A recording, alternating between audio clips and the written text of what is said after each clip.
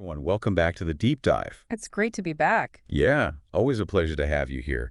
And today we're tackling something really interesting, like a seriously fascinating piece of almost history. Almost history. Yeah. I love that. A real what if moment. Exactly. And like I was saying before we hit record, it's like one of those things that could have like completely reshaped a whole region. Absolutely. And that's what makes these deep dives so interesting, right? You get to kind of explore those forks in the road, those moments where things could have gone completely differently. Yeah. And today's topic is especially wild because we're talking about Nagaland, in Northeast India. Right. One of the seven sister states. Exactly. And, we're talking about the possibility that it almost became part of Burma, like present-day Myanmar. It's not just a possibility. It was a serious consideration, a plan that was on the table. I know, it's mind-blowing, right? And, like, the implications of that are just huge. Huge. Yeah. Yeah. If it had happened, we'd be looking at a totally different map and a completely different set of geopolitical dynamics. For sure. And that's exactly what we're going to unpack today, the story of how Nagaland almost ended up as part of Burma. We'll delve into the historical context, the key players, the motivations, and the potential consequences. Yeah, we'll try to answer that big question of what if, right? What if this almost history had become actual history? And it all starts with the sources you sent over, which are just incredible. Yeah, I was blown away when I saw them. So much detail, so much that's not really talked about in mainstream history. It really highlights just how complex and how contingent history really is. Okay, so I think the best place to start is 1947, right? The year India gained independence. Absolutely, the pivotal year. But there's a crucial detail that often gets overlooked. Right, and that detail is that Nagaland declared its own independence a day before India did. On August 14th, 1947, Nagaland declared independence a full day before India's official independence. Well, it's like, wow, okay, so we're not just talking about a region that was, passively incorporated into India. Yeah. There was a very clear assertion of a separate identity. Absolutely. And this Declaration of Independence wasn't just symbolic. It was a statement about their unique identity, their desire for self-determination. And it sets the stage for this whole story because it's not just India that's interested in Nagaland, right? We have Burma, as it was known then, also with a significant presence in Naga-inhabited areas. Right. Large parts of what we consider Nagaland today were actually under Burmese administration during British rule. So as the British are preparing to leave, they're faced with this question of what to do with Nagaland. And here's the mind-blowing part. They actually seriously considered merging parts of Nagaland with Burma. It's like, wait, what? Why would they do that? Well, you have to think about it from the British perspective. At that time, they're a colonial power in the process of withdrawing. Right. They're probably thinking logistics. Right. How do we make this as smooth as possible? Exactly. They want a clean break, a simple handover. And from their point of view, Burma already controlled a big chunk of Naga territories. So it might have seemed logical to just consolidate those areas under Burmese control rather than trying to divide them between two newly independent nations. Yeah, especially when you consider that the borders between India and Burma might not have been fully defined at that point. Right. It was a very fluid situation. So the idea of merging those areas might have seemed like the simplest solution from a purely administrative perspective. Okay, so it's not completely out of the blue, but still it's kind of shocking, right? Like, did the British have any precedent for doing something like this? Well, they actually did. Back in 1937, they separated the Naga Hills, which were within Burma's borders, from the Indian side. So it's like they were already kind of setting the stage for this potential larger merger. It could be seen that way, like a gradual shift towards that direction. Okay, so the British were open to it. Burma was already there. So what stopped this plan from actually happening? Well, that's where the story gets really interesting, and it comes down to the actions of key Indian leaders. Okay, so India steps in and says, hold on a second. Yeah, particularly Sardar Vallabha Patel.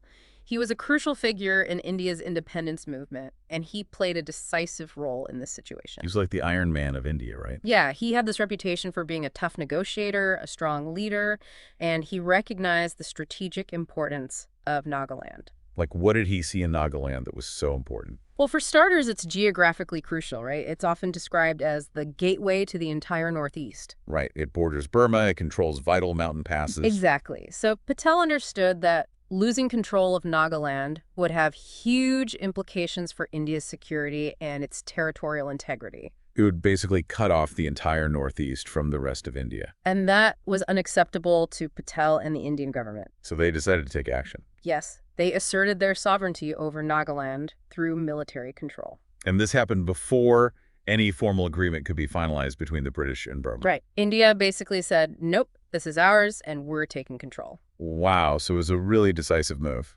It was, and it highlights the strategic thinking of the Indian leadership at that time. But hang on a second, we talked about the British and Burma and India, but what about the Nagas themselves? Did they have any say in all of this? That's a crucial point, and it's often overlooked in the grand narrative of history. Like, were they all united in wanting independence?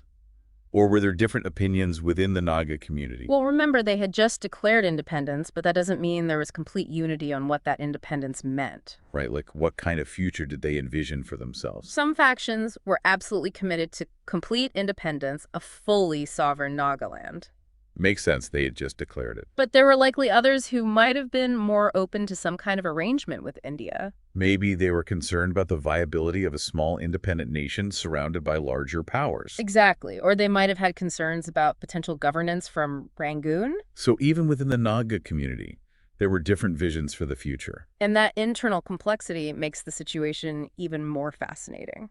Okay, so we've got the British thinking about a merger, Burma already there, India stepping in, and the Nagas themselves with a range of aspirations. It's a recipe for a really complicated situation. Well, and one that could have easily turned violent, which it eventually did. But before we get to that, let's go back to that what if for a moment. Okay, let's imagine that India hadn't intervened and the merger with Burma had actually happened. What do you think would have been the fate of the Naga people under Burmese rule?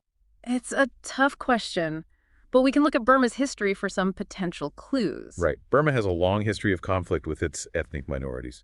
Groups like the Karen, the Kachin, the Rohingya have all faced significant oppression and marginalization. So it's not a very encouraging track record. And that raises a serious question. Would the Nagas, with their distinct cultural and political identity, have fared any better?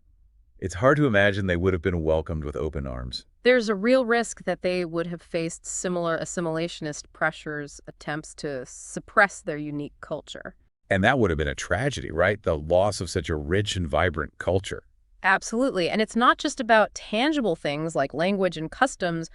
It's also about their sense of identity, their self-determination.